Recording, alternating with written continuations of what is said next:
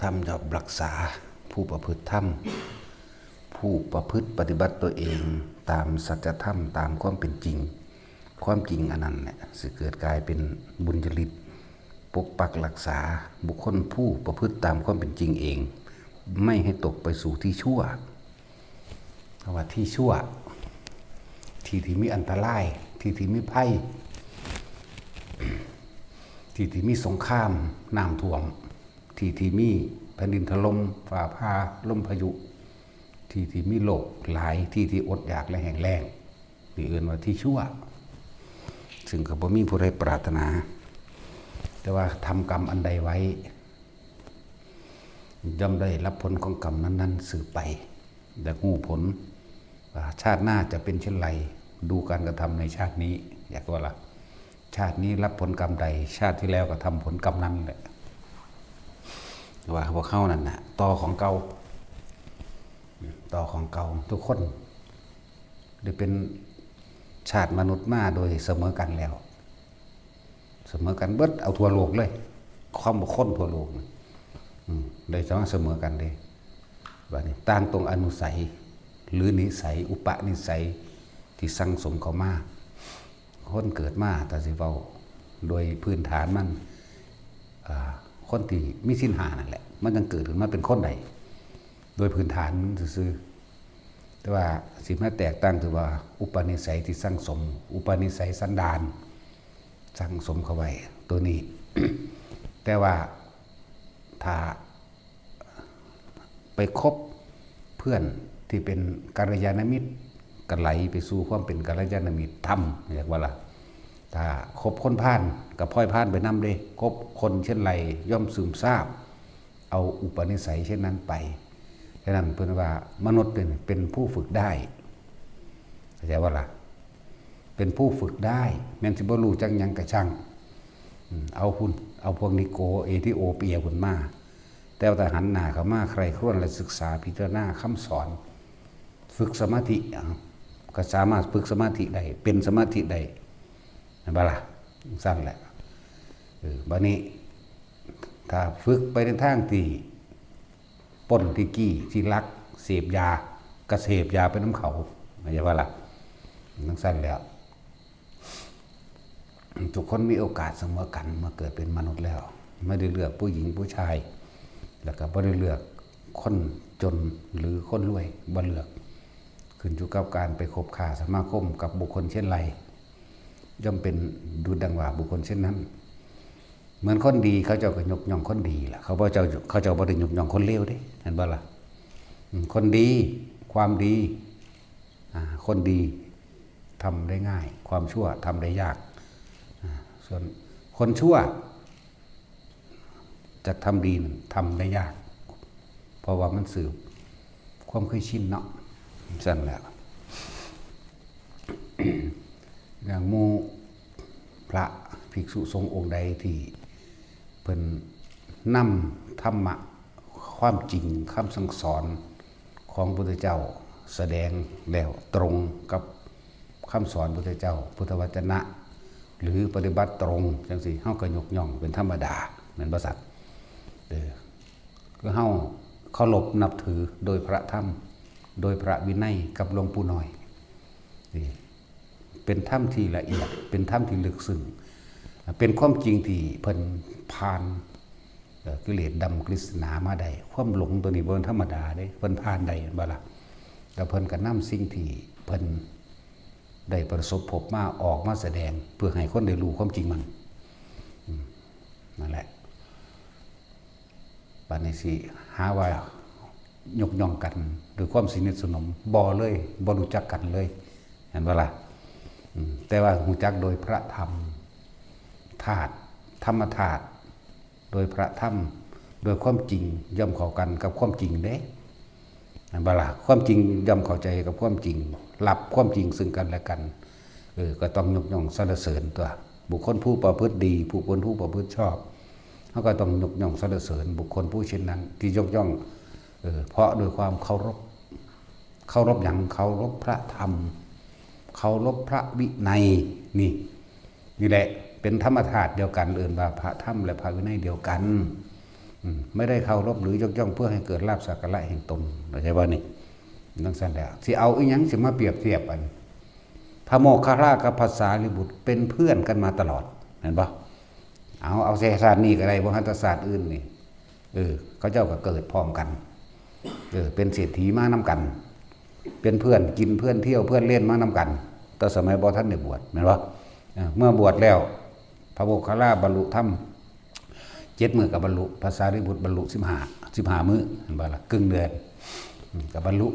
ที่นี่ไปทางใดเขาเจ้าก็ไปด้วยกันมั่งไม่ด้วยกันมั่งแต่ว่าเวลาเพิ่นยกย่องคุณธรรมซึ่งกันและกันยากบักอีหยังละยากถือกระบองมาตีหัวภาษาลิบุตรมื้อนั้นเป็นวันพระจันทร์เต็มดวงเพิ่นเข้าไปสู่การทำสมาธิของเพิ่นอยู่ลานกลางแก่งอยู่พระลานหินใหญ่ยักษ์2 ตนคุยกันมาเหาะมาคุยกันมาโอ้สมณะหัวโลนนี่มาขวางทางกูสิทดลองเบิ่งกูสิเอากระบองตีหัวมันลองเบิ่งกันหน้าส่วนหมู่ที่สักส่วนโอ้ยจะเบ็ดจังซั้นสมณะนี่มีคุณมากมีฤทธิ์มากมีอานุภาพมากเป็นสาวกของพระศาสดาสมณะโคดมตกท่านจะไปแตะเลยสั่นมันบ่ฟังความที่มันจะทดลองตามธรรมดากระบองนั้นฟาดสร้างตีลุบลงไปเป็นโยชน์หรือกระทั่งว่ากระบองนั้นตีภูเขาทำลายลงได้เพียงแค่ครั้งเดียวซ้ำทดลองเบิ่งมันบ่ฟังความกันเห็นป่ะปูวะเขาใส่เพิ่นตีตะคองกับแผ่นดินแยกสูบเอาสู่นรกเลยวันนี้พระโมคคัลลาอยู่อีกภูเขาหนึ่งเพิ่นเด้มันอยู่คนละลูกกันเด้เพิ่นก็เห็นโดยที่ปัจจักขุญาณของเพิ่นเองแหละเพิ่นก็เกิดความเป็นห่วงกันโอ้ยตายแล้วรีบมาโดยฤทธิ์ของเพิ่นเองมาถามกันว่าอาวุโสท่านถูกกระบองตีหัวท่านมีความเจ็บปวดหรือท่านมีความทนใดยากหรือน้อยเพียงใดข้าพเจ้าจับเบิ่งหัวเจ้าของมีความรู้สึกเจ็บนิดหน่อยว่าซั่นภาษาลิบุตรยองได้บัดเนี่ยน่าอัศจรรย์จริงหนอนั่นน่าอัศจรรย์จริงหนอกระบองของยักษ์อันนั้นน่ะสามารถตีสร้างตายหรือลงกระบองหรือลุบลงไปได้ถึงเป็นโยชน์แต่ว่านี่ไม่อาจสามารถทำบุคคลผู้มีคุณทำบุคคลผู้มีปัญญาทำบุคคลผู้มีฤทธิ์ดังท่านสารีบุตรนี้ไม่ได้เลยหากจะเทียบปัญญาของข้าพเจ้าตลอดทั้งฤทธิ์ทั้งเดชทั้งคุณธรรมทั้งหลายแม้จะเอาเส้นผมมาผ่าถึง18ให้ได้เป็น18แยงให้บ่แม่น18ได้16จะเอาเส้นผมมาผ่าเนี่ยเป็น16เสี้ยวเรียกว่าปัญญาของข้าพเจ้าหรือฤทธิ์หรือเดชหรือคุณของข้าพเจ้าไม่ได้เสี้ยวหนึ่งไม่ได้เศษเสี้ยวหนึ่งของท่านพระสารีบุตรเลยเอาเส้นผมหน่อยปันใดสันพาเป็น16เสี้ยวมันบ่แต่เอาแค่ออกมาเสี้ยวเดียวพระโมคคัลลาบ่อาจสามารถเทียบได้นี่เห็นบ่นี่เขาเจ้าคมคุณของตนเอาไว้แต่ว่ายกคุณของผู้อื่นออกให้มากที่สุดนั่นแหละบัดเพิ่นก็ยกย่องเชิดชูคุณของพระโมคคัลลาคือกันเด้บัดน่าอัศจรรย์จริงหนออาวุโสท่านอยู่ณอีกสถานที่ห่างไกลท่านยังสามารถรู้ได้ว่าอันเรานี่ถูกยักษ์นี่ตีด้วยตะบองอย่างนั้นอย่างนี้ถ้าจะนับคุณนับฤทธิ์นับเดชนับคุณธรรมของข้าพเจ้าแม้แผ่นดินยังละในแผ่นปฏิพีเท่าตัวเนี่ยแม้จะแยกเม็ดแห่งเป็นดินมาออกเม็ดหนึ่งคุณธรรมของเราเองก็ไม่อาจเทียบเศษเสี้ยวหนึ่งของท่านโมคคัลลาเลยนะเห็นว่าล่ะเขาเจ้ายกอ้างคุณซึ่งกันและกัน ซึ่งเป็นคุณธรรมเรียกว่าเอาความจริงออกมาแสดงแต่นั้นคุณวิเศษของตนควรข่มเอาไว้ที่สุดอย่าหยกอย่าอวดอย่าอ้างคุณวิเศษแห่งตนแต่ว่าถ้าบุคคลใดกระทำดีตามธรรมตามความเป็นจริงให้ยกคุณวิเศษของผู้นั้นออกอ้างให้มากที่สุดแล้วก็อย่านำความเลวของผู้อื่นออกมาเพื่อสิประจานเข้าใจป่ะล่ะความเลวของบุคคลผู้อื่นถึงจะจริงและเรารู้ได้มากก็อย่านำออกมาอ้างเข้าใจไหมนี่แต่ให้เอาเฉพาะความดีของบุคคลผู้อื่นออกมาแจกมาแสดงคนดีก็ต้องยกย่องสรรเสริญคนดีเช่นกันธาตุย่อมเข้ากันด้วยธาตุธรรมธาตุหรือความดีนั่นแหละ ก็ย่อมเข้ากันโดยธาตุส่วนก็เหมือนน้ำมันกับน้ำมันบ่ได้เข้ากันเด้ดูผิวเผินแล้วเหมือนดังน้ำดุจดันเดียวกันแม่นบ่ซั่นแต่ว่าแล้วมันบ่ได้เข้ากันเด้น้ำมันกับน้ำเนาะนั่นแล้วน้ำมันก็เข้ากันกับน้ำมันน้ำก็เข้ากันกับน้ำนั่นแหละแม่นบ่ซั่นอย่างว่านั่นแหละปลาไหลเอียนหรือใส่เดือนเนาะมันสิไปบินได้คือนกได้จังได จังซั่นแล้วนั่นแหละความต่ำชั่วช้าเร็วซ่ามคุณธรรมความดีสมควรที่ยกย่องเมื่อภิกษุองค์ใดปฏิบัติถูกต้องปฏิบัติตามความเป็นจริงและรู้ตามความจริงแล้วนำความจริงออกมาแสดงตามความเป็นจริงนั่นแหละก็เฮาก็สมควรยกย่องเฮาก็ยกย่องตัวเห็นบ่ล่ะคือเฮาเคารพหลวงปู่น้อยหลวงปู่น้อยห้วยลิ้นนี่แหละเคารพมากๆนี่ก็ว่าล่ะบ่มีผู้ใดแสดงธรรมแบบอาจหาญมีผู้ใดแสดงธรรมแบบแก้วกล้าบ่ได้สนภัยนั่นคือธรรมเด้บ่ได้ไปบอกกระทบกระแทกไผเด้นั่นคือความจริงที่เพิ่นไปพบมาเพี้ยนมาเผชิญมาส่วนชูเขาไปวางให้เพิ่นนั่นน่ะมันบ่ได้ปฏิบัติโคตรแม่มันยังได้บักหานั่นมาสี่พ่อสี่แม่เบิ่งแล้วเบิ่งเฟซมันสิว่าก็หลุดพ้นมึงหลุดพ้นจากสวรรค์นิพพานมึงบ่จักบ่ มึงจะไปหาแต่ต้องอย่าเล่นกับไฟจักบ่ล่ะไฟชัดๆเด้ถ้าเรื่องนี้ไฟเด้ห่อห่มเพิ่นอยู่สู้ไปแตะสู้กับฮ้อนสู้เองได้สิบอกให้นั่นแหละยิ่งมีใจที่บริสุทธิ์อยู่ในหันสแมบัดนี้แหละอย่าขับรถชนภูเขามันหลายบักอยู่ดอกอันว่าโอ้ยมึงสิปฏิบัติแม่มึงหยังลูกเขาอีห่านี่ลูกเขาอีสันดานปึกข้อแม่งบ่สอนเนาะบวชเข้ามาสู่ธรรมวินัยเดียวกันแล้วก็ฝึกเอาของไผของมันตัวเนาะเฮาบ่ได้คัดค้านจักนิดนึงนะเพิ่นเว้าเปรี้ยงมาบ่ได้คัดค้านเลยเฮาก็สามารถรู้ได้แบบนั้นแน่เฮาก็เป็นประจักษ์พยานตัวจักบ่นี่เป็นประจักษ์พยานให้เพิ่นสมควรที่สิยกย่องสรรเสริญบุคคลผู้ควรข่มก็ต้องข่มตัวบุคคลผู้ควรยกย่องสรรเสริญพึงยกขึ้นมาเถิดความดีไหมอันเขาไปซิดน้ำมนต์ไปบอกเลขอยู่นั่นสู้คือบ่ไปว่ากันเดี๋ยวนี้สู้ธาตุเดียวกันมันบอกแม่นว่าล่ะสู้ทำซ้ำเหมือนกันคือบ่ไปว่าแล้วก็อีหาแต่กูด่าเด้โคตรพ่อโคตรแม่มึงนี่โคตรปู่โคตรย่ามึงพร้อมโคตรตากับยายมึงนำโอ้ยสันดานปึกหมาสีแม่มึงเนาะมึงหาซึมซาบออกแนวเร็วมึงก็หลุดแน่นอนแล้วมึงไปหาแตะไฟหรอมึงอยากบ่ล่ะแล้วซ้ำเพิ่นมีชีวิตอยู่ไปหาขอเข้ามาเพิ่นได้ไม่ใช่ว่าล่ะบักใดอีใดก็สร้างอีแม่มึง ต้องตื่มต้องเสริมเพราะเฮานี่เป็นประเภทนี้ถ้าได้นี่กูถนัดนั่นสั่นแหละอันผู้เพิ่นพาปฏิบัติดีผู้เพิ่นพาปฏิบัติให้เขาถึงของจริงกันบ่พากันแสวงหาว่าเพิ่นเว้าบ่ม่วนว่าซั่นโอ้ยธรรมะบ่มีปลอบใจไว้ดอกนั่นบ่ซั่นบ่แม่นเรื่องกิเลสโอ้ยมักบ่ม่วนๆเนาะคุณโยมจังซี่ไปโลดดอกเอานะจุดเทียนหยัง9 ดอกนะธูปเท่านั้นดอกเท่านี้ดอกนะเอาสวดพร้อมกันนะโชคเงินทองไหลมาเทมามาคิดตัวจังสั่นเห็นบ่ล่ะกูได้ตัวไผเด้เนาะเปี้ยงบ่เด้ศรัทธากับศรัทธาบ่ศรัทธากับสร้างเด้เฮาบ่ได้บวชมาเพื่อให้ไผศรัทธาเห็นบ่ล่ะบ่ได้ล้มล้างลัทธิใดบ่ได้ศรัทธากับไผบ่ได้เพื่อลาภสักการะบ่ได้เพื่อสิ่งใดสิ่งหนึ่งบ่ได้แลกใดทั้งสิ้นเฮาอยู่ผู้เดียวของเฮาเฮ็ดของเฮาหมายถึงตอนเฮาศึกษาเฮาฝึกของเฮาเองไผมาฮู้มาเห็นนำเฮาเด้อเนาะบัดนี้คนเห็นคือกันมันบ่ได้ขัดกันเด้คือพญาอินทรีบินอยู่ทั้งฟ้าเห็นสิฟ้าคือกันมันบ่ได้ขัดกันเด้มาล่ะเอียนมันจังได๋สิไปเห็นอันท้องฟ้าได้จังได๋เนาะมึงรู้จักเอียนบ่เลยดูเขาอีห่านั่นมึงรู้จักเอียนบ่คนพ่อคนแม่มึงบ่เคยออมปลาไหลบ่นั่นแหละอยู่ในดินมันเด้มันสิเข้ากันได้จังได๋เนาะ อ้อมปลาไหลใส่อินทรีย์มันอ้อมบ่เป็นเด้เนาะ จังซั่นแล้วบ่เป็นบ่เข้ากันนั่นแหละบุคคลที่ควรยกขึ้นมาเพื่อเปิดเผยแผ่คุณธรรมความดีถ้าบ่ได้ยกแต่เพิ่นผู้เดียวได้บาดหลวงพ่ออินทวาย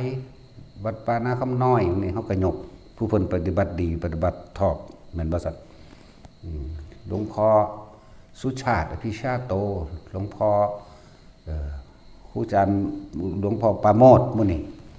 แม่นบ่ซั่นหลวงตาสินทรัพย์มื้อนี้เฮาก็ยกเบิดครูบาชายครูบาทุยแม่ซี่เจิ้นชมพู่มื้อนี้เฮาก็งัดขึ้นมาเบิดเขาจังเว้าความจริงเขาบ่ได้เว้าโกหกหลอกลวงจังซั่นแหล้วหลวงพ่อบุญมาคัมภีรธรรมโมมื้อนี้เฮาก็บอกมาหลวงพ่อคันชิตหลวงพ่อเยื่อนมื้อนี้เห็นบ่มันก็ยกขึ้นมาตัวบุคคลผู้ควรยกก็ต้องยกคนที่ควรข่มเฮาก็ข่มบ่ข่มซื่อๆได้ถือปากพร้อมดาวพ่อโคตรแม่ของพ่อโคตรปู่ย่าตายายมันนำเนาะบ่สุจักสอนลูก คือว่าล่ะว่าคนสิเลวบ่ได้เลวที่ชาติตระกูลดอกเลวด้วยตัวสันดานมันเองนะสันดานหมาเนาะก็จังซั่นเลยหมามีหน้าที่เฮาเด้มันบ่จักได้ว่าอะไรดีอะไรชั่วเนาะเวลาหลวงปู่น้อยด่าบอกว่าอันนี้หลวงพ่อมนบด่าบางทีโลดเด้อ ด่าโลดโคตรพ่อโคตรแม่มึงโคตรปู่โคตรย่าโคตรตาโคตรยายมึงหมาใส่แม่มึงอันนี้หลวงพ่อมนบด่าบางทีเด้อ บ่ผิดดอกบ่ผิดยกย่องครูบาอาจารย์ผู้เพิ่นมีธรรมอันจริงตัวพระโมคคัลลากับภาษาลีบุตรสั่นเพิ่นยกย่องกันบ่เห็นบอกมึงเรียนอยู่บ่เดี๋ยวนี้โอ้ยลูกเขาอีหานี่ มึงได้เรียนอยู่บ่เรียนพระไตรปิฎกอยู่บ่เดี๋ยวนี้นั่นแล้วตึงถ้าให้แต่ไตรปิฎกมันก็ยังบ่รู้จักแม่มันบ่ล่ะพระพุทธเจ้ายกย่องนั่นน่ะมึงได้เรียนอยู่บ่คำว่าเอตทัคคะแปลว่าผู้เลิศพุทธเจ้าก็ย่องมันบ่สั่นผู้นี้เลิศทั้งนี้ภาษาลีบุตรนี่เป็นผู้มีปัญญามากแน่พระพุทธเจ้าก็ย่องติก็ย่องอยู่ได้ว่าเห็นบ่นั่นน่ะว่าสั่นเอิ้นว่าเลิศบ่โอ้ยลูกเขาอีสะดานหมานี่ เพิ่นเลิศทั้งนั้นทั้งนั้นแหละเพิ่นยกย่องให้ความดีความเด่นพระโมคคัลลาเป็นผู้เลิศทางใช้ฤทธิ์เพื่อให้เกิดประโยชน์ไม่ใช่ว่านี่บ่แม่นใช้ฤทธิ์เพื่อให้เกิดลาภสักการะหรือล้มลัทธิใดลัทธิหนึ่งเด้บ่ได้แม่นแบบนั้นพระองค์ห้ามบ่ให้ใช้ฤทธิ์แต่ว่าเวลาน่ะเพิ่นคือบอกไปปราบนั้นโทษปนันทนาคราชไปโมคคัลลาผู้เดียวเท่านั้นจึงจะสามารถปราบได้คำว่าปราบมานะทิฏฐิที่ใจบ่ได้ไปปราบ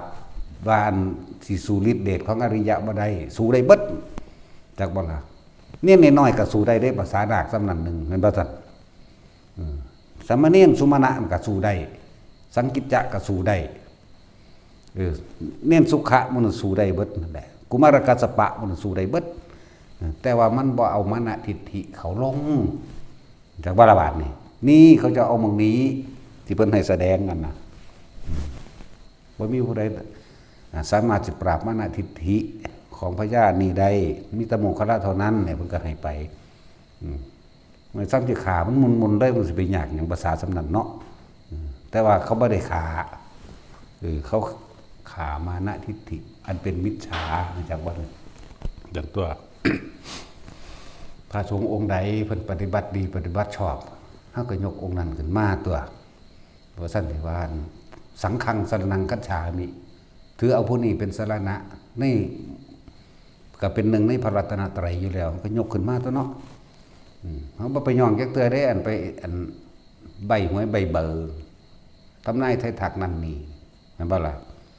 ถ้ามันเก่งมันก็บอก100 ปีล่วงหน้าไว้ก็ได้ตัวถ้ามันมีตาทิพหูทิพรู้อนาคตสังสยานแท้แม่นบ่ล่ะซั่นตัวบอกเบิดประเทศพร้อมแต่มันปลุกเสกรุ่นรวยบ่เลิกรุ่นรวยพันล้านรุ่นเหนือดวงเหนือเดิงเหนือหามไปคอหาแมงบ่เนี่ยกูคือเห็นมันตายอยู่ เนาะมันคือเถ่าอยู่ซั่น เนี่ยก็จังบ่ได้ญาณอันใดบ่เป็นความจริงเฮาสิญาณอีหยังถ้าความจริงแล้วเฮาญาณกลัว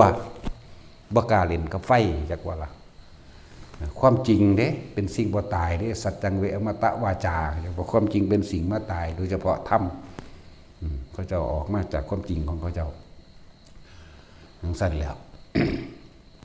ส่วนผู้บ่รู้จักอันใดจริงบ่ได้จริงนั่นน่ะบุคคลผู้กล่าวตูผู้อื่นย่อมลงสู่นรกเข้าใจบ่ล่ะทั้งสั้นแล้ว มาภูตวาทีนิเรียงอุปติคืออุบัติขึ้นย่อมไปเกิดในนรกนั่นน่ะโยวาปิกตวานกโรติอุโพปเตอุโพปิเตเปจัสมาภวันตินะหินะธรรมาปรัตถะบุคคลผู้กล่าวตู่ผู้อื่นถ้อยถ้าคำไม่จริงแล้วไม่ได้สำนึกในตัวเองจากบอกไม่สำนึกในตัวเองจังกล่าวคำชั่วคำหยาบเข้าไปอีกเป็นผู้มีธรรมอันต่ำช้าเขาย่อมทนทุกข์ทรมานแม้ในโลกนี้และโลกหน้าเป็นทั้งสั้นตัวนะหินะธรรมาปรัตถะนะสอนบาลีความได้บาทบ่ได้เรียนดอกเด้อบาอะไรทั้งสั้นเลยพวกมหาหังเบิงดูเจ้าคุณไปเป็นเวลาเจ้าคุณเนาะเดี๋ยวด่าเจ้าคุณอีกเจ้าคุณหลายเจ้าคุณได้เบิ่งอยู่นี่เนาะนั่นแหละตัวเองกล่าวทำที่ไม่ใช่กล่าวสิ่งที่ไม่เป็นความจริงว่าเป็นความจริงกล่าวอาธรรมว่าเป็นธรรมแต่ว่าถ้าสำนึกในตัวเองได้แล้วก็น้อมจิตมาเปลี่ยนความคิดใหม่เสียเข้าใจว่าล่ะก็เปลี่ยนความคิดใหม่ยอมรับตัวเองก็ปล่อยมันออกตัวบาดนี้ฝึกหัดปฏิบัติตนเองเพื่อจะถ้าอยากเห็นอยากรู้อยากเป็นคือเพิ่นเนาะคือเฮาแนะนำอยู่นี่แหละเอาผู้ใดเฮ็ดอธิษฐานอยากรู้ภพภูมิเจ้าของชาติที่แล้วเกิดมาจากไสก็มาเฮ็ดเอาตัวมาเฮ็ดเอามาเฮ็ดเบิ่งเฮ็ดเป็นแล้วเจ้าของก็รู้ในตัวเองแหละเสื้อบ่เสื้อก็สร้างตัวเจ้าของเป็นผู้เฮ็ดเองเนาะเหมือนกันต่อมาก็ลองเอาหินออกเอาปากกาเอาหอดขวดน้ำเอาหอดขอนไม้มันก็ได้ตัวเอาแมงต้นย่างมันก็ยังออกเลยมันต้องสิมีผ่าห่มบ่ละต้นย่างสั้นแล้วเฮ็ดออกแล้วเสื้อบ่เสื้อกะสร้างตัวเจ้าของเฮ็ดเองไหมเนาะเสื้อบ่เสื้อกะสร้างเลยนั่นแล้วเฮ็ดคือพระมื้อนี่คือก้อนหินหรือทดลองอธิษฐานกับร่างจิตอธิษฐานใส่สมาบัติแห่งตนมื้อนี้ไปปกป้องผู้อื่นมันได้เบิดนั่นแหละจักบ่ล่ะเพียงแต่เฮาบ่มักบอกนั่นจังซี่ว่าแต่มีฤทธิ์มีเดชซื่อๆดอกยกตัวอย่างในครั้งพุทธกาลกับพระโมคคัลลาป้องกันชีวิตให้เศรษฐีนั้นได้ป้องกันทรัพย์สมบัติให้เศรษฐีนั้นได้แต่ว่าเราไม่อาจสามารถป้องกันศรัทธาของท่านได้ท่านต้องรักษาด้วยตัวเองเข้าใจบ่นี่พระพุทธเจ้าสิไปโปรดเอาหญิงยากจนแต่ว่าเฮ็ดจังใดได้บาดนี้เป็นรับของเศรษฐีไปแล้วแต่ว่าคนผู้นี้ตายแน่ในเวลาที่พระพุทธเจ้าสิไปเพิ่นก็เลยให้พระโมคคัลลาไปต่อรองอยากบ่ไปต่อรองสงเคราะห์คนจนซะนะคนผู้นี้รวยอยู่แล้วนั่นแหละทางเศรษฐีก็บ่ยอมพระโมคคัลลาก็เลยต้องต่อรองว่าถ้าท่านเป็นผู้มีธรรมถ้าท่านเป็นผู้มีเมตตาในตนเองขอให้เห็นใจหญิงยากจนคนนั้นเถิดเขาก็มีชีวิตหนึ่งรักตัวเองเหมือนกันกับท่านใช่ป่ะล่ะ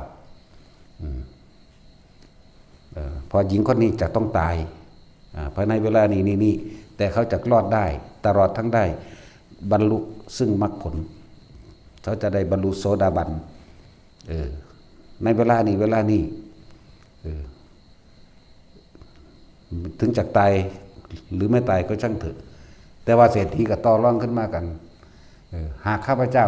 จะตายล่ะข้าพเจ้าก็พลาดโอกาสที่จะได้ทำทานหรือได้พบพระศาสดาเราจะเป็นผู้รับรองให้พวกล่ะไม่ว่าล่ะพระโมคคัลลาเอาตัวเองประกันเลยเราจะรับรองชีวิตของท่านแล้วถ้าเกิดไฟไหม้สมบัติของข้าพเจ้าไม่มีสมบัติเราจะรับรองสมบัติท่านด้วยเราจะรับรองธาตุท่านด้วยเราจะรับรองทั้งสมบัติที่มีวิญญาณและมีวิญญาณไม่มีวิญญาณให้กับท่านด้วยจะน้อมนั่นแหละน้อมพุทธเจ้าจึงขอ ของคนยากจนเราบ่มีหยังสิทานมีเขาทับพี่เดียวหนึงเนี่ยพุทธเจ้าก็แสดงความเกิดเป็นทุกข์ทุกข์เพราะความหิวเพิ่นก็เอาปัจจุบันที่เป็นนั่นเด้มาสอนเพิ่นเอาปัจจุบันนี่ดีเด้คนนี่เป็นคนแก่ยากจนหาของป่าหานั่นหานี่มาพ่อได้แลกเขาเพิ่นก็เอาเรื่องจริงๆของชีวิตผู้นั้นเด้มาเว้าความเกิดเป็นทุกข์ทุกข์เพราะหิวทุกข์เพราะร้อนทุกข์เพราะหนาวทุกข์ไม่มีที่จะอยู่เธอต้องลำบากเธอต้องกังวลกระวายใจทั้งสั้นแล้วเธอดิ้นรนแสวงหาเพื่อแค่ยังประทังความหิวเพื่อไม่ให้เกิดแสบท้องเพื่อป้องกันความร้อนความหนาวมันก็เทศไปเห็นว่าความเกิดเป็นทุกข์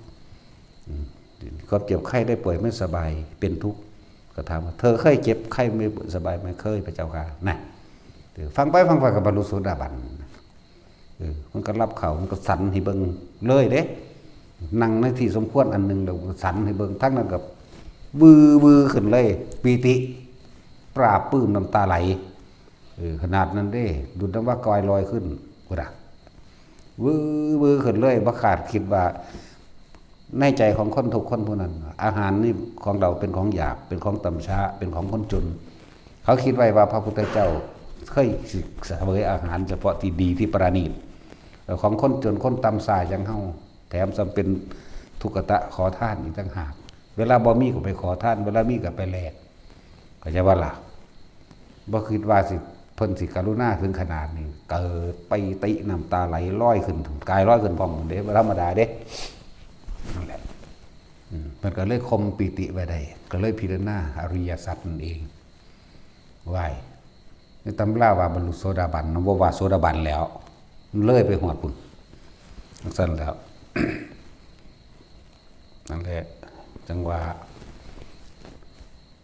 ผู้ใดกระทำดีตามความเป็นจริงเขาก็ต้องเอาบุคคลผู้ปฏิบัติจริงปฏิบัติดีแล้วเอาความจริงออกมาแสดงมันเป็นอย่างสิบ่ฮู้เดี๋ยวนี้เนาะซ้ำสิรู้อันบักหามันสิรู้แม่มึงยังรู้เขาอีหานั่นเนาะ สั้นแล้วนั่นแหละปฏิคนจริงเขาสิแตะต้องบ่เขากระยานก็ดอ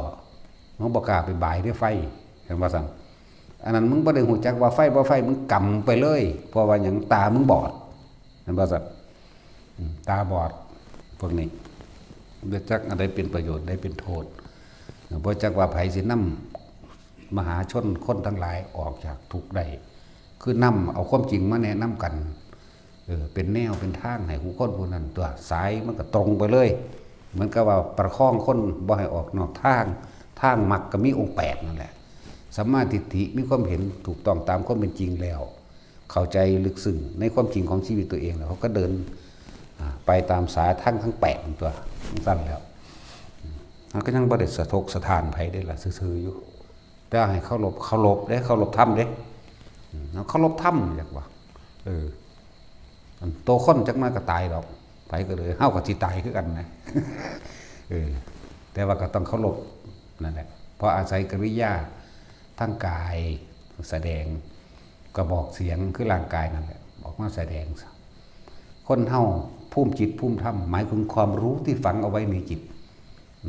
มีประการเช่นใดก็จะแสดงสิ่งนั้นออกมาเด้เห็นบ่ล่ะสั่นตัวเฮามีหยังเฮาก็ยังเว้าไปโลดเปล่งปางเอาโลดอยากด่าก็ด่าแมงโดดเด้กูก็มีแนวด่าน่ะกูจังแสดงแนวด่าออกมาเนาะมีแนวดีกูก็แสดงแนวดีน่ะแต่ว่าดีนี่อยู่ที่ผู้ฟังตัดสินใจเฮ็ดเอาเด้ดีเฮาก็บ่ว่าบ่ดีเฮาก็บ่ว่าขึ้นอยู่กับผู้ปฏิบัติเฮ็ดเอาคือว่านี่แหละคือไปพวกอันเบิ่งภูมิเฮ็ดกระดาษออกจากผ้าได้แล้วเสือบ่เสือก็สร้างได้เจ้าเฮ็ดเอาเองก็บ่ได้ซูนนำเจ้าแม่เนาะว่าแท็กซี่มึงเสือบ่บาดนี่เสือบ่เสือก็สร้างมึงได้มึงเฮ็ดเอาเองเนาะกูบ่เสือดอกก็สร้างมึงแล้วมึงเป็นผู้เฮ็ดเอาเอง กูได้แต่เป็นผู้บอกซั่นแล้วเฮ็ดนั่นเฮ็ดก้อนหินเฮ็ดอีหยังก็แล้วแต่เฮ็ดออกมาเสือบ่เสือก็สร้างแล้วเจ้าของเป็นผู้เฮ็ดอยู่แท้ๆมั้ยเนาะสิยึดหรือบ่ยึดต่างหากล่ะเด้อเป็นแค่ นั่นแหละเครื่องทดสอบเครื่องทดลองในที่เพื่อนว่าจิตมีกำลังมหาศาลมีจริงๆได้ละบาดนี้แต่เขาใส่เป็นแล้วนะสามารถผ้ากายเนี่ยไปพ้มโลกก็ได้ผ้าไปหอดโลกอื่นก็ได้แล้วสั้นแล้วลงน้ำก็ได้โดยหายใจในน้ำก็ได้ในดินก็ได้ตัวนี่กำลังจิตมันมีดีได้บาดนั่นแหละก็พากันไปต่อยอดเอาเองตัวเนาะเห็นตัวเองลอยไปตามอากาศก็ได้ไหมนางไปแบกน้ำลงไปก็ได้เด้อล่ะสั้นแล้วทะลุกำแพงกกใหม่ต้นใหม่ได้เบิดตัวกำบังตนเองไปไผเห็นก็ได้ตัวเนาะก็ไปต่อยอดเอาเองตัวเนาะเฮ็ดไปแหละล้วนแล้วแต่เป็นการทรงอารมณ์อันเป็นกุศลนี่แหละหลักของพระพุทธเจ้าก็ดีสัพพะปะปัสสะอักลังกุศลสูปสัมปทานี่สัจจิตะปรุทัปนังนี่เอตังพุทธนาสาสนังนี่คือคำสอนพุทธเจ้าแต่ว่าแล้วแต่ว่ากุศโลบายของไผของมันแม่นบ่พุทธเจ้าเสมอหรือพุทธเจ้าแต่ว่าอุปนิสัยของแต่ละคนบ่คือกันเพิ่นบ่แม่นว่าเพิ่นที่สอนลักเดียวเท่านั้นเด้บอกกับผู้หนึ่งอีกแบบหนึ่งบอกกับผู้หนึ่งก็อีกแบบหนึ่ง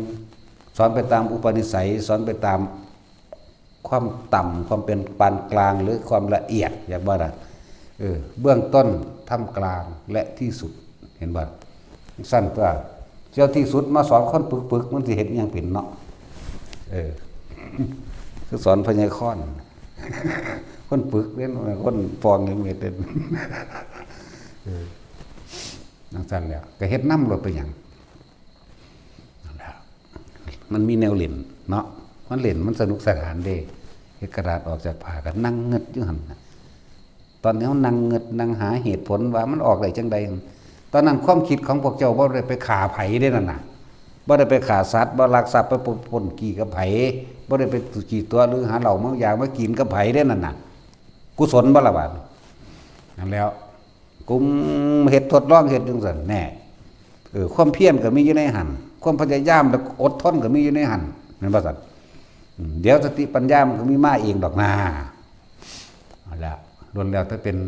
กุศโลบายหรือกุศลนั่นแหละหนทางลวงสู่ความสำเร็จอันไม่ทำร้ายเบียดเบียนให้ผู้ใดผู้หนึ่งเสียชีวิตและทรัพย์สินนี่เอื่นว่ากุศโลบายโกศลโยบายภาษาเต็มมันนั่นนะโกศลโยบายอยากว่าล่ะนั่นแหละหาแนวให้เห็ดหาแนวให้เล่นไปหันแหละวันนี้สิไปสอนยายจอยบ้างว่าเป็นแบบนี้ไปปลูกต้นไม้คุณเนาะ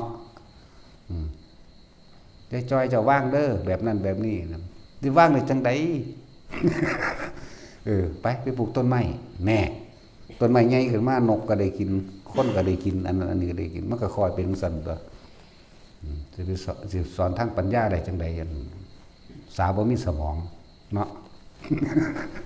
สุดแล้วสอนจะล่มมันสิไปว่าได้จังใดเฮ็ดให้หัวแน่กับพ่อไปปลูกบางฮุงหนางอ บางฮุงก็คือกันละกับหนาเล่าเป็นตะปุ่มตะปั๊มเลยหนาเล่าก็เป็นเท่านั้นหนาเจล่มจอกงอกขึ้นกันบ่เป็นตะตำแสบดอกเป็นแต่เป็นกระดันได้บักฮุงเลยนั่น คุณจักว่าบักฮุงกระดันเป็นตะคืนเป็นตะเฟียนอย่างใดดอกเนาะทนเด้แต่ว่าทำตายเด้บางคงเยี่ยล่มบางคงหนังงอ คือคนปลูกกันแหละต้นกับสะเลงเงงคือกัน ย่ำยางสะเงงไปโอ้ยส่วนใหญ่จะกับเตเสได้บัดนี้เตเสไปน้ำกันเด้ผู้หนึ่งเสงเงงผู้หนึ่งเห็ดสะเลงเงงผู้หนึ่งเห็ดเตเสไปน้ำกันดีพอดีคำกันพวกเราผู้หนึ่งเอียงซ้ายผู้หนึ่งเอียงขวามันเลยคำกันทั้งสั่นเด้อนั่นแหละผู้ใดนำความจริงออกมาแสดงเขาก็ยกย่องเชิดชูบูชายกย่องเชิดชูบูชาคือกระทำตามอย่าว่าบูชาแบบกระทำตามเลยแบบนั้นแหละเขียนตามเพิ่นตัวก็เจ้าพระเดชพระบวงสรวงหยังจักเถื่อเด้อนะเนาะ บ่ได้บวงสรวงบ่ได้บอกเลขบ่ได้มีอิหยังบ่ได้บอกว่ารุ่นนั้นรุ่นนี้ขังศักดิ์สิทธิ์หยังบ่มีจังซั่นแล้วบ่ได้ไปสนใจนำแนวมันนั่นเด้สิศักดิ์สิทธิ์ปานใดเดี๋ยวนี้พระพุทธเจ้าห้องศักดิ์สิทธิ์กักตัวมันก็ยังตายแล้วเนาะมันสำเร็จบ่ทุกอย่างนั่นแหม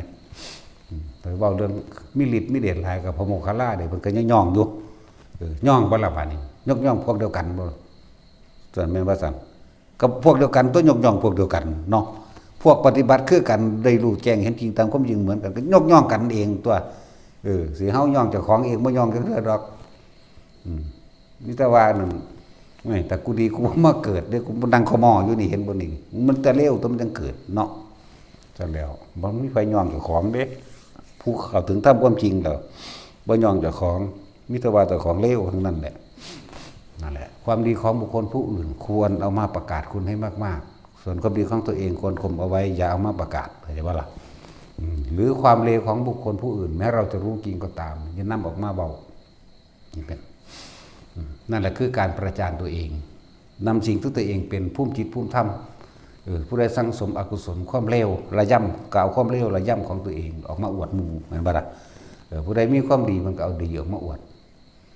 หังบ่แม่นอุบัติบันความจริงนั่นแหละความจริงจึงเป็นสิ่งบ่ตาย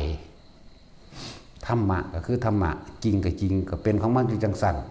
ธรรมะบ่ได้เลือกชนชาติบ่ได้เลือกศาสนาบ่ได้เลือกสัตว์สัตว์กับไปสวรรค์ได้สัตว์นี่เสียอยู่อย่างนึงที่ว่ามันบรรลุธรรมบ่ได้ซื่อๆเด้แม่นบ่ล่ะแต่ว่าสัตว์ทิพย์สัตว์ฤทธิ์เดชพญานาคพญาครุฑบรรลุหยังบ่ได้เด้อสัตว์เด้อนั่นน่ะเป็นสัตว์เดรัจฉานนี่นั่นน่ะถึงสั้นก็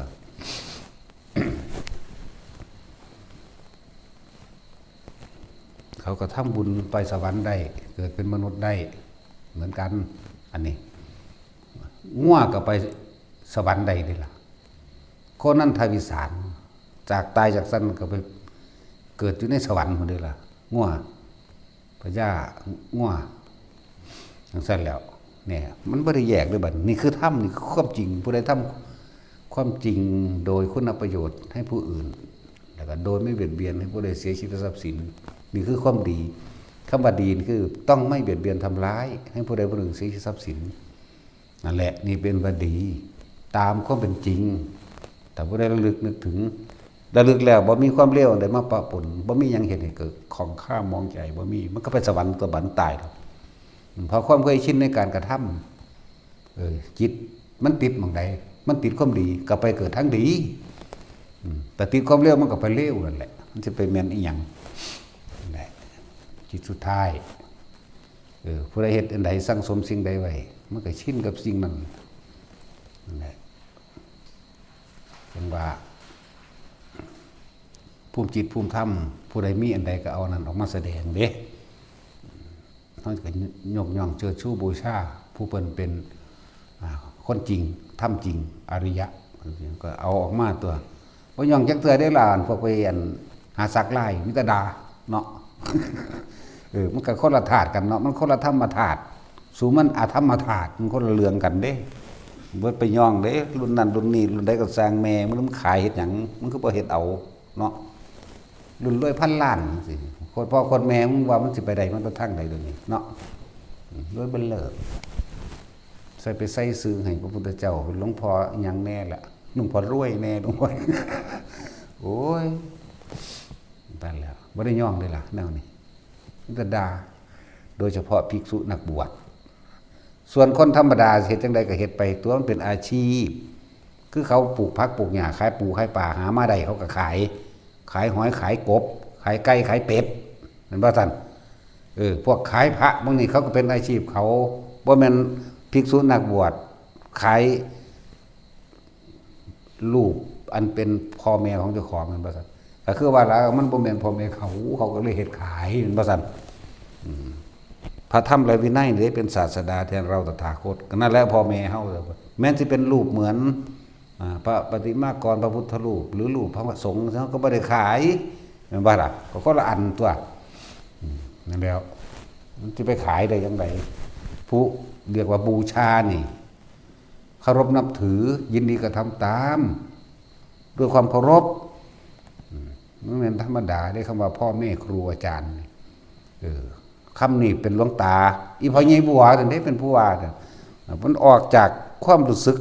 ลึกความรู้สึกของเพิ่นกะคักเด้นั่นเป็นทั้งพ่อเป็นทั้งแม่เป็นทั้งครูเป็นทั้งอาจารย์เป็นผู้ปกป้องให้กำลังใจเป็นผู้คอยดูแลเหมือนกับมารดาเนี่ยให้นมให้น้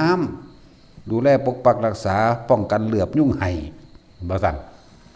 ครูเป็นผู้บอกเป็นผู้สอนไปพร้อมเป็นอาจารย์คือทำตัวอย่างให้ดูพุ่นน่ะนี่คำนี้มันออกมาจากความรู้สึกของคนจริงๆนี่ว่ามันเว้าไปตามเฮาบ่ได้เว้าไปตามไผเด้ครูจารย์เฮาก็เอิ้นครูจารย์อาจารย์เฮาก็เอิ้นอาจารย์หลวงปู่หลวงตาเฮาก็เอิ้นหลวงปู่หลวงตาไปโลดเด้จังซั่นแหล้วมันต้องออกมาจากความที่เจ้าของสุดซึ้งในชีวิตมื้อนี้ให้ได้เบิดนั่นแหละเคยจนว่าไปขออีพอขออีพอยังบัวอิทธิบาท4อิทธิบาทภาวนาเจ้าก็เฮ็ดได้ขอสิตายแทนเจ้าเอาบ่3เทื่อเดี๋ยวธรรมดาเด้ไปไหว้แนวมันเอาอายุนี่ให้เอาความแข็งแรงให้คำที่เพิ่นเว้ากันเอาสมมุติว่าพอนี่เขาเอานั่นแท่งข้อแท่งปากสายตุ้มยงต้อมยามยู่ไปตามรถเข็นนี่ลูกสิอยากให้พออยู่บ่จังซี่แหมนี่เข้าไปเห็นความจริงเห็นความทรมานทางกายเห็นบ่ล่ะเฮาก็ต้องจมคือจนปัญญามันจนปัญญาพอเฮาเห็นความจริงมันมีแต่ความ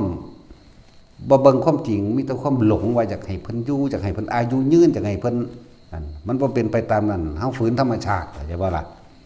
นั่นแล้วจริงๆเฮ็ดได้อยู่เด้ล่ะก็เพิ่นสิเอาไปหยังมันจังมาเข้าใจคือเฮาเดี๋ยวนี้แล้วตายเดี๋ยวนี้หังดีเด้แล้วนี่กึกก็ไปหั่นแล้วเอาไปเผาทิ่มโลดบัดนี้เนาะบ่ได้อยากอยู่ได้ล่ะไผสิไปอยากอยู่เนี่ยเฮาเบิ่งสภาพนั่นนี่เวลากินข้าวกันสิผู้อื่นมาป้อนทั้งสายยางจังซี่ว่าเอาซั่นบ่แบบนั้นแม่นบ่ล่ะนั่นแหละเฮาก็ต้องจนใจด้วยเหตุผลนั่นแหละจนใจด้วยเหตุตัวจนใจด้วยผลตัวโอ้แม่นของเพิ่นตั้งแต่เฮาเห็นผู้เฒ่าย่างกลมๆซื่อๆมันก็น้ำตาไหลแล้วบัดนี้บ่แม่นเฒ่าซื่อๆบัดนี้เป็นโคตรพ่อโคตรแม่เฮาอีกแหมแม่นบ่ล่ะนั่นแหละโคตรพ่อโคตรแม่กูก็เลยรู้แล้วก็สิย่านติมันว่าแนวนี้ก็ดีนั่นแหละเรื่องพ่อแม่ครูอาจารย์มันแม่นคำเว้าที่เว้าสืบตามกันมาซื่อๆเด้มันต้องออกจากนั้นดีๆเด้นั่นแหละมันลึกซึ้งมันมีประสบการณ์เข้าไปคุกคีในหันพร้อมมันหลายอย่างอยู่เด้ปีนึงเว้ากันเทื่อนึงก็สางมันนังมีในนี่แหละรู้จักบ่ล่ะ3ปีเว้าเทื่อนึงก็มีเว้ารู้ๆเบิดมือก็เว้า แล้วแต่จังหวะแล้วแต่ความมึนนี่จักว่าล่ะไผสิไปฮู้นำเฮานั่นแหละเขาเจ้าก็เก็บเอาสิ่งที่มันเป็นพ่อเป็นผู้ปกป้องแม่เป็นผู้เลี้ยงดูครูเป็นผู้สอนอาจารย์เป็นผู้ทำให้ดูเข้าใจบ่นี่เพิ่นเอิ้นพ่อแม่ครูอาจารย์เข้าใจบ่นี่จังซั่นตัวเป็นเบิดทุกอย่างเป็นทั้งพ่อทั้งแม่เป็นทั้งครูเป็นทั้งอาจารย์อาจารย์คือทำให้ดูเป็นตัวอย่างเข้าใจบ่พ่อนี่เป็นผู้ปกป้องอันตรายทั้งปวงแม่เป็นผู้ป้อนข้าวป้อนน้ำค่อยผัดค่อยวิบ่ให้เหลือบเวลาเฮ็ดผิดพระวินัยจังซั่นสิสอนเข้าใจบ่นี่จังซั่นตัวครูก็เป็นผู้บอกนั่นดิซั่นบอกทางจังซั่นอาจารย์คือเฮ็ดให้ทำให้เห็นเป็นตัวอย่างนั่นดิซั่น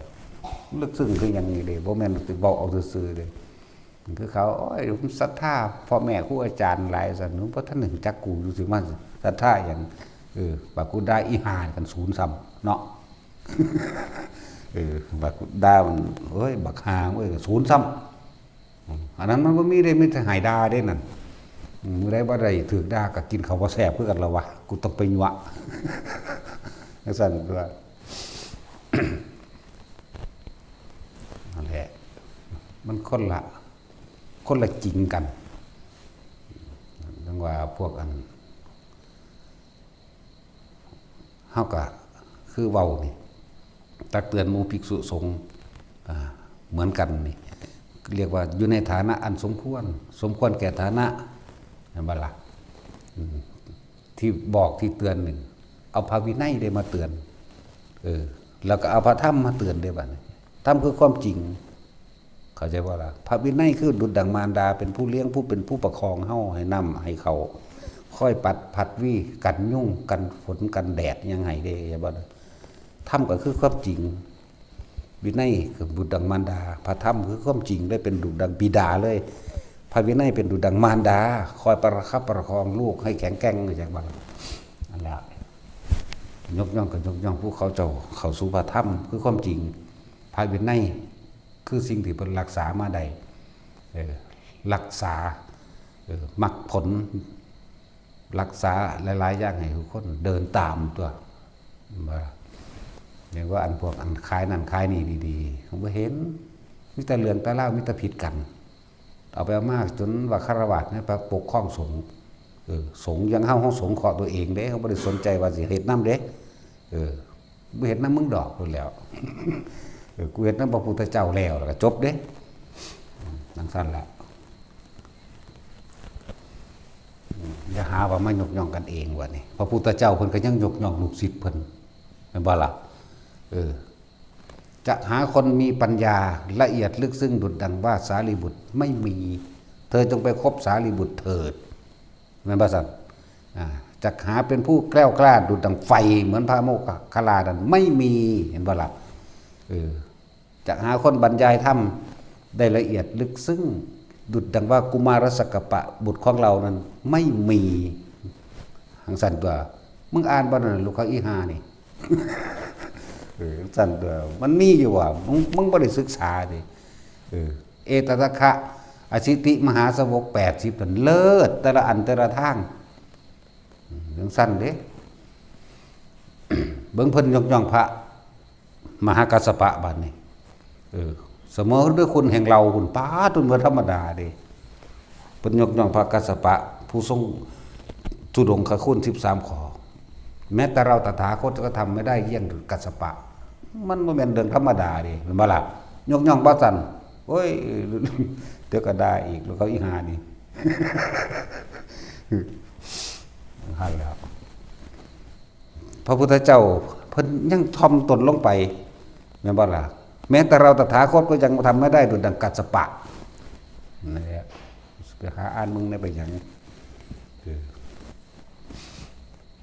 นั่นแหละ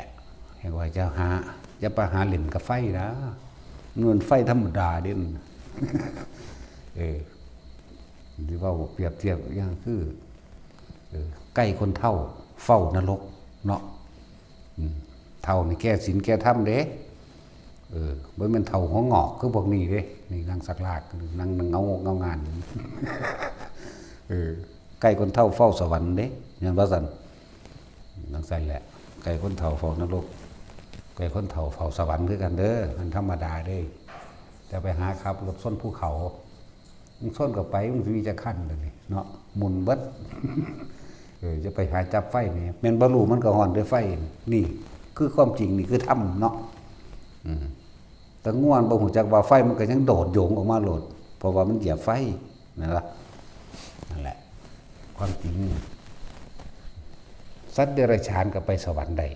สัตว์เดรัจฉานก็เป็นเกิดเป็นพรหมได้แม่นบ่ล่ะสั้นตัวแต่ว่าบรรลุธรรมบ่ได้ซื่อบรรลุเข้าสู่อริยสัจบ่ได้ซื่อเด้ล่ะเพราะว่ากรรมนึงมันบีบไปซื่อเห็นบ่ล่ะส่วนคนทั้งเบิดนี่ในโลกนี่แม้นบ่รู้หนังสือสักตัวก็ช่างสามารถบรรลุมรรคผลได้ถ้าทำความลึกซึ้งในใจเข้าถึงความจริงได้บรรลุได้เบิดแต่กี่คนไปเรียนหนังสือมาแต่ไสเดี๋ยวนี้บ่ได้มีเด้ปริญญาตรีโทเอกบ่ได้มีเด้ล่ะนะบ่ซั่นซั่นแหละเขาเจ้าคือบรรลุได้ซั่นเจ้าคนจบปอใดแล้วพระอัญญาโกณทัญญะก็เลยสมัยตะกี้มีอยู่บ่ป.1 ป.2 เนาะสั่นตัวภาษาลีบุตรพระโมคคัลลาจังซี่เพิ่นไปจบปริญญาใดมาล่ะแม่นบ่ซั่นโอ้ยปริญญาแปลว่าหยังล่ะรู้จักสัมบุบุเนาะปริญญายันติเมภิกขเวอิเมสุจตุสุอริยสัจเจสุนี่ทุกทั้งหลายอันเราควรกำหนดรู้ปริญญานี่แปลว่ากำหนดรู้ทุกนี่รู้ว่าเฮาเข้ามา ยึดกายเป็นของตนตนเป็นกายกายเป็นตนนี่ทุกข์เพราะว่าหยังกำหนดรู้ตัวทุกข์เพราะหิวเพราะร้อนเพราะหนาวบาดนี้ถ้ามันกำหนดได้รู้แล้วก็ปริยัญญาเป็นปริญญาตันติเมภิกขเวตบัดนี้แม่นบ่สัตว์อันเราได้รู้แล้วว่ากายไม่ใช่เรานั่นกายไม่ได้เป็นไปดังอำนาจที่เราอยากให้เป็นเนี่ยรูปไม่เป็นของเราเวทนาไม่เป็นของเราสัญญาสังขารวิญญาณมีความเกิดเป็นธรรมดาความดับเป็นธรรมดาท่านก็รู้ในร่างกายขันธ์ห้าอย่างนี้หนึ่งได้แล้วมันก็บรรลุตัวแค่พอถือในรูปกับนามสองอันนี้ก็จบแล้วไหมแล้วรูปไม่เที่ยงมันบ่สั่งมีความเกิดความดับเป็นธรรมดาบ่เป็นไปตามความอยากให้เป็นเกิดแล้วต้องแก่ต้องเก็บต้องตายเท่านั้นนี่จบหรอเฮาบ่ได้ยึดมันได้หรอเวทนาในความรู้สึกนี่เวทนานี่บัดเวทนากายกับหูสัญญากายกับหูสังขารกายกับหูวิญญาณกายกับรูแน่ก็รูปบ่เที่ยงเลยร่วมอยู่ในหันรูปเวทนาสัญญาสังขารวิญญาณอันเป็นวัตถุธาตุทั้ง4นี่แน่บัดนี้ก็มาร่วมมาตัวใจเวทนาสัญญาสังขารวิญญาณร่วมแล้วนี่ใจนี่ร่วมในความรู้สึกของเฮานี่เนี่ยมันยังบ่ได้เที่ยงนี่ล่ะความรู้สึกต่างๆพอใจมั่งไม่พอใจมั่งแม่นบ่ล่ะนี่ก็เกิดแล้วก็ดับซื่อๆสัญญาคือความจำได้มั่งบ่ได้มั่งแน่ก็แค่นี้นึงเองล่ะก็บ่เที่ยงบ่สิรักอย่างยืดอีกนี่เกิดไม่ดับมั่งจำได้มั่งบ่ได้มั่งนะสังขารความคิดนึกปรุงแต่งสารพัดมันก็ยังบ่คิดแท้อยู่เดียวนะคิดเรื่องนี้แหละก็เรื่องนี้ก็เกิดดับนึงมั้ยวิญญาณรับรู้ให้ความรู้สึกว่าพอใจมั่งบ่พอใจรวมแล้วหรือเอิ้นน้ำหรือเอิ้นรูปกับน้ำหรือเอิ้นว่ากายกับใจเนี่ยเพราะเป็นของเฮาจักอย่างเดี๋ยวกำหนดรู้ถ้าว่าท่านได้เข้าแจ้งใจผู้เขาจะดับได้เลยดีโลดได้เลยกับมีแต่ว่าถ้าดับบ่ได้เลยนี่ดับความยึดมั่นถือมั่นบ่ได้เลยเพิ่นก็มีหนทางให้พวกเฮาปฏิบัติเด้ออริยมรรคมีองค์8ด้วยซั่นเห็นบ่ซั่นเอาเริ่มต้นแรกแต่ตอนนี้พวกเจ้าวันเข้าใจนี่สอนเบื้องต้นทำความเห็นให้ถูกต้องตามความเป็นจริงเถิดดำริบัดนี้คิดยังกระสร้างคิดตามความจริงอย่าไปคิดจะไปเสือความคิดต่อของแต่เอาความจริงมาเทียบมันบ่ล่ะสัมมาวาจากรรมโตอาชีววาจโมสติและสมาธินี่รู้แก้งตัวนี้ติดกระดุมเม็ดแรกถูกต้องแล้ว2 3 4 5 6 7 8ถูกต้องเบิดก็อยู่ในทางของมันเองมันจะไปหอดใสถ้ามีความเห็นถูกตามความเป็นจริงแล้วมันบ่โดนเด้ศาสตร์นี้เลยก็ได้เด้ล่ะแม่นบ่ล่ะกันแล้วมันแยกออกไปเนยยะนี่ต้องฟังบ่อยๆฟังให้มากทำบ่อยๆทำมากๆทำให้เป็นดุจดัญญาณนี่เนยยะสามารถให้ข้อคิดต่างๆความเห็นต่างๆเพื่อให้เกิดแนวทางให้เข้าถึงความจริงเนยยะแต่ว่าล่ะบ่เป็นขีปาบ่เป็นทันทาขีปาพิญญานี่ฟังทีเดียวก็จบทันทาพิญญากับฟัง2 เทื่อ 3 เทื่อตอนนี้แต่ว่าพวกเฮานี่เด้เนยยะหรือสิไปหาปะทะปรมะคุณบุ๊กเนาะปะทะพวกหูกระทะหลวงตาว่าหูกระทะหูทองแดงจับต้องก็บ่ได้ถ้าศูนย์นี่ตะกูถ้าจับผิดตะกูเนาะหูทองแดงหูไฟพวกนี้ฟังยังขึ้นเครียดแงกใส่รถนี่มั้ยโอ้ยตบปากมันหั่นเนาะแท็กซี่แต่ค่อยถ้าจับผิดอยู่อันแนวดีๆลอยยากบ่เอาเด้อันอย่างเดียวก็ถือใจกูนี่แหละนี่เอาเนาะสั่นแล้วไปเปรียบเทียบเพื่อนั่งมาริกาซั่นตั้งแต่เกิดมาแล้วเฮ็ดดีเบิดเด้แล้วไปเฮ็ดซัวอยู่เทื่อเดียวแล้วเสือกไปจำอันเดียวเลยตกนรกอยู่7 มื้อโอ้ยสั่นแล้วแนวดีๆมีตลอดถ้าเกิดมาเนี่ยแนวซัวมีอันเดียวตัวพระเจ้าปัดเสนทีเดียวนึงตัวบ่ได้เอากลับมาแน่มันคือจำดีแต่แนวจังซี่เนาะแนวเร็วๆจำเฮ็ดเทียเดียวนึงมันเป็นหยังคือจำเนาะแปลกประหลาดบ่ล่ะจังซั่นตัวเนาะพยากรณ์หาจำเอาแต่แนวบ่ดีแหละสติคือการนึกแต่คนส่วนมากขาดสัมปชัญญะบ่รู้สึกตัวรู้จักบ่ล่ะสติคือการนึกถึงนั้นนึกถึงนี้นี่เอิ้นว่าสติหรือคิดถึงแต่ว่าในความคิดถึงนั้นคนส่วนมากไม่รู้สึกตัวเอิ้นว่าสติบ่บวกกับสัมปชัญญะปล่อยสติไปแล้วคิดไปแล้วแล้วก็คิดอยากให้มันเป็นแบบนั้น เลยบ่รู้สึกตัวเลยมีอารมณ์เพลินไปกับสิ่งที่ตัวเองคิดสติคือการคิดถึงนั่นแหละอยากว่าล่ะเอาคิดถึงคนที่เฮาฮักด้วยปรุงแต่งมโนภาพรูปร่างเข้าไปเกิดสัญญาอารมณ์ความรู้สึกในความพอใจมันบ่นั่นแหละมันบ่มีสัมปชัญญะแยกให้มันเป็นเด้สติอย่างหนึ่งสัมปชัญญะอย่างหนึ่งแต่ถ้าบวกกันทั้งสติและสัมปชัญญะรวมกันเป็นหนึ่งได้แล้วเฮาสิทันของมันเองท่านอารมณ์บ่ไหลไปตามอารมณ์คือตัวผมพอใจกับบ่พอใจ ที่ให้ทุกคนฝึกอยู่นี่ล้วนแล้วแต่ฝึกสติล้วนแล้วแต่ฝึกสัมปชัญญะให้แยกมันนั่งหูจักดอกหน้าเกิดขึ้นมันกลับมาล่มเอาเองหรอกนั่นแหละล่มก็คือความรู้สึกตัวเองนั่นว่าซั่นตะกี้มันบ่แม่นที่มันไปเลยที่นั่นแหละหลายอันหลายอย่างที่นำมาบอกนำมาให้ทุกคนเฮ็ดไปพุทธกาสำคัญที่สติสำคัญที่สติเนาะมันก็เป็นต้องเว้าเรื่องสัมมาสตินี่แหละเว้ยเนาะมันมีสติสองในมิจฉาสติกับสัมมาสติเนาะโลกเป็นธรรมคู่อยู่แล้วนั่นแหละคนเฮาส่วนมากต้องฝึกรู้อยู่กับลมให้มันมีความรู้สึกตัวทั้งที่มีความคิดแต่ว่านี่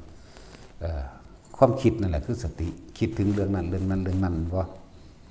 สัพพัญญะรู้สึกตัวคิดทั้งที่รู้สึกตัวได้มันสิแยกเองดอก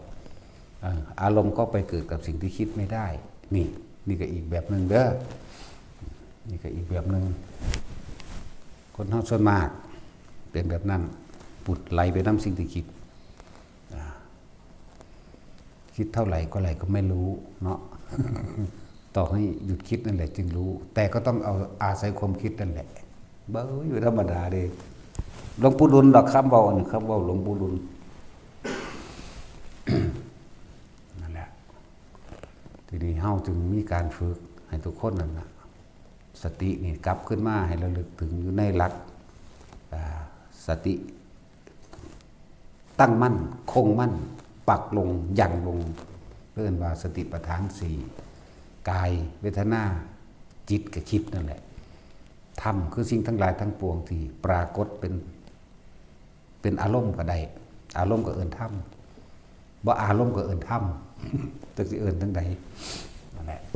พวกเขาจึงมีการฝึกสติและสัมปชัญญะสติคือนึกถึงลมหายใจนี่แหละในกายหลักของสติปัฏฐานสิก็คือลมหายใจคือกายในกายอันหนึ่งเลยเฮาคิดถึงลมหายใจเห็นบ่นี่ประคองไว้เมื่อเข้าคิดถึงลมหายใจแล้วเฮาจะเกิดเวทนาเอาสมมุติว่าคนนั่งนี่เนาะปวดขาเห็นบ่ล่ะนี่เวทนานอกนึงเด้นี่แต่ว่าก็เลื่อมพอเวทนานอกก็ไหลก็ไปสู่เวทนาในคืออย่างคือบ่พอใจกูปวดขาคือจังได๋กูสิข้ามเวทนาใดคือเขามาถามอุ้ยสู้กับเปลี่ยนท่าน่ะเฮ็ดได้สู้กับสู่ร่างกายบ่ได้หรอกมันบ่ล่ะธรรมชาติร่างกายมันเป็นของเฮาอยู่แล้วธรรมชาติมันเจ็บมันปวดเฮาก็บังคับมันบ่ได้อยู่แล้วพลิกขิ้งเนาะแม่นบ่ล่ะเอามื้อนี้นั่งเวิบดับไปได้มื้ออื่นมามันก็ปวดมาอีกเก่าน่ะคือบ่รักษาเอาตัวที่ใจตัวเดียวโลดเนาะแต่สิรักษาที่นี่สตินึกถึงลมหายใจเขาออกนี่คิดถึงแล้วนี่เฮาสิรู้จักเวทนา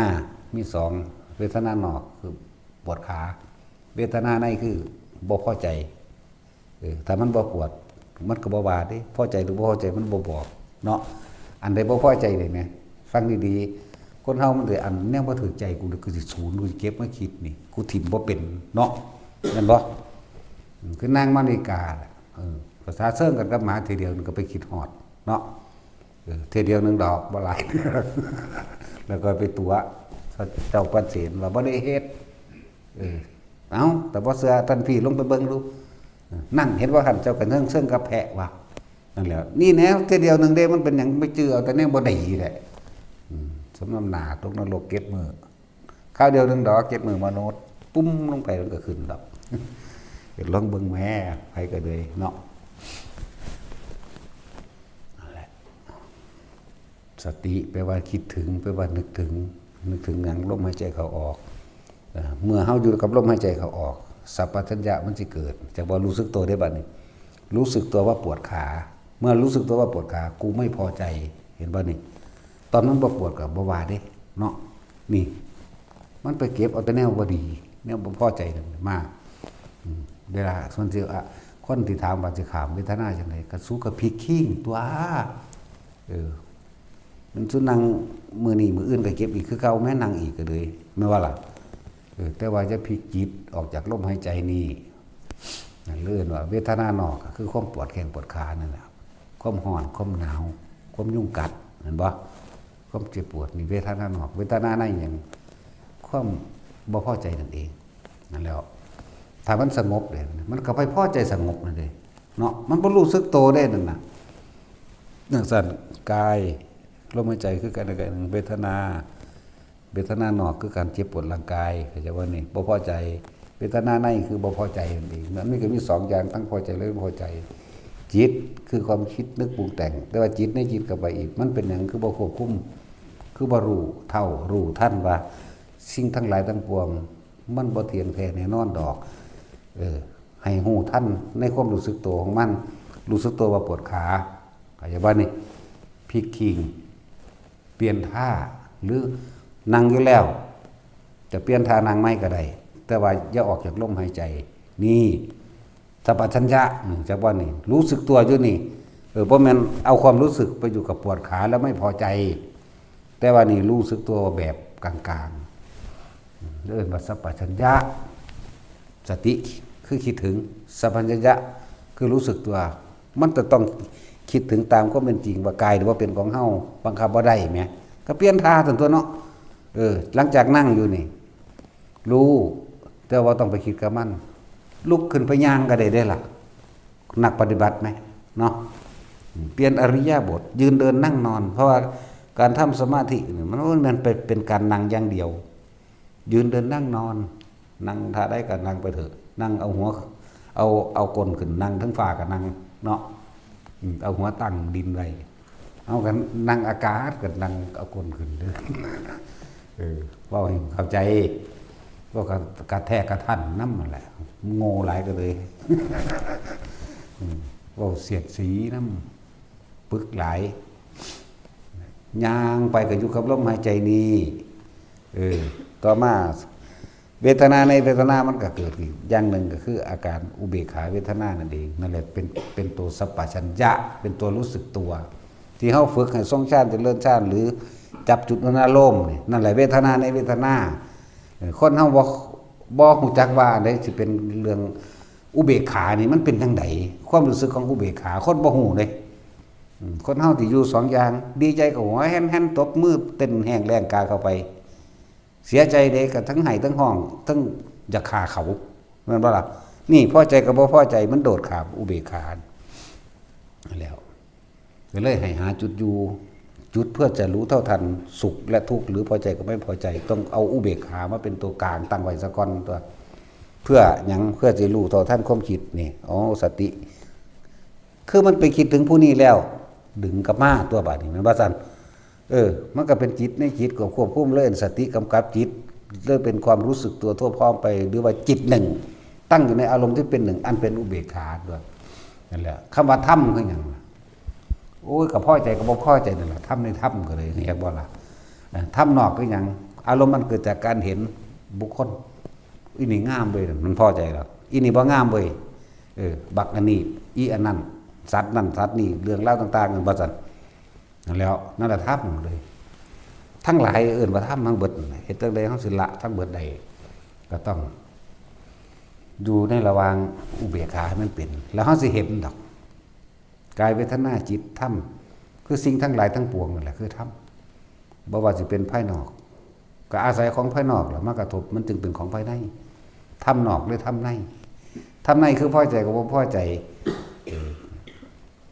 เขาเปิดเพลงมาหูยินมาเพลงบ่ม่วนเฮ้ยจะเปิดแมงแบบนั่นเห็นบ่ล่ะนี่ธรรมนอกกับสู่ธรรมในบ่นี่ความพอใจและบ่พอใจนั่นถ้าเปิดเพลงจังซี่นะแม่ถ้านั่งถือฟังบ่รู้เรื่องวงจากภาษาแต่มวนเด้เนาะมักแน่ นี่ก็บ่ทันอีกเห็นบ่ล่ะนั่นแหละแต่นั้นแต่เขาอยู่ในความรู้สึกตัวอันเป็นกลางได้มวลหรือบ่มวลมันก็รู้อยู่ความรู้สึกมันบ่ออกไปสัพพัญญะมันจะบ่รู้สึกตัวนี่อุเบกขานี่มันก็สิรู้ว่าเพ่งเขาแต่งดีมวลเนาะก็คือมวลเด้แต่ว่าบ่ไปอินรู้จักว่าอินเนอร์บ่เข้าไปลึกเข้าไปนี่เกิดความรู้สึกเพิดยังไปน้ำมันเด้บ่มวลก็รู้คือกันรู้จักว่าล่ะ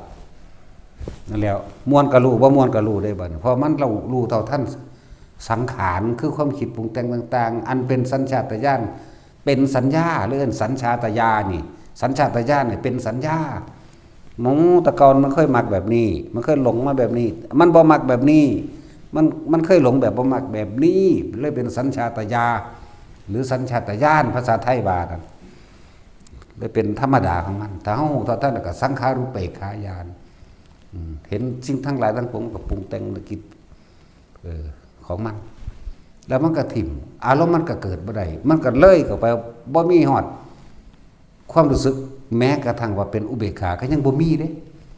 จังว่าว่างนั่นเฮ็ดดูเอาแล้วเฮ็ดดูเอาทำให้บ่อยทำให้มากแล้วก็จับต้นส้นปลายมันได้ดอกได้ยังหลายหน้าคนนี่ภาษาเกิดมาหากินซ้ำตายซื่อๆดอกคิดมากยังก็รอดเนาะรวยก็มึงรวยไปตายนั่นแหละแต่ความรวยของคนมันยังบ่แน่นอนรวยแล้วกลับจนก็มีจนแล้วกลับรวยก็มีมันว่าล่ะสิเอายังได้แต่ว่าสิ่งที่เที่ยงแท้แน่นอนคือความตายเนาะอันนี้แน่นอนเลยบ่เป็นอื่นนั่นแล้วแต่ถ้าตายอย่างเดียวต้องเป็นเช่นนั้นไม่เป็นอย่างอื่นมันเป็นของมันแบบนั้นนะแหละความแน่นอนที่สุดก็คือความบ่แน่นอนแต่สิ่งที่แน่นอนที่สุดก็ตายแน่แหละแน่แต่ว่าสิตายจังไดก็บ่แน่เนาะงงบ่แท็กซี่มึงเฮ้ยแต่งงจังซี่กับถ้าปัญญาค่อนล่ะเรางงนั่นแหละโลกนี้บ่จริงลังยังยืนดอกจะไปจริงจังยังก็มันหลายเนาะเฮ็ดเล่นๆไปแล้วปฏิบัติธรรมก็เลยเฮ็ดเล่นแต่เป็นอีหลีเด้เนาะคือสอนพวกแก้วเฮ็ดนั่นเฮ็ดนี่เล่นนี่แต่ของเล่นเด้นั่นโอ้ยมันหลายอย่างของเล่นอันหมู่นี่บ่แม่นแค่กระดาษจากผ้าหินออกจากผ้าขวดน้ำจากผ้าขอนไม้บักใหญ่ก็ออกได้เอาไปมาตัวเองก็ยังออกจากผ้าได้ออกจากผ้าออกจากห้องทะลุกำแพงได้ทะลุต้นไม้ได้เพิ่นน่ะแต่การทำให้มันสั่นมื้อนี้เอาไปมาหอดลอยได้ไปโดยอากาศจังว่าได้ทั้งนั้นเด้แต่ฝึกไปเถอะของเล่นเฮ็ดเล่นแต่เป็นจริงเนาะจริงก็บ่ให้ถือเอาบ่จริงก็บ่ถือเอาเด้เนาะจังว่าแนวใดจักสิเว้าว่าแนวใดเนาะนั่นแหละผู้ใดว่างได้ผู้นั้นก็ว่างแต่ผู้ใดคำว่าว่างนั่นบ่ว่างผู้ใดสำคัญว่าว่างนั่นบ่ว่างเข้าใจบ่ว่าความว่างมันต้องบ่มีเด้แต่มันยังมีอยู่มันบ่ว่างเนาะซั่นแล้วเอาสบายทาน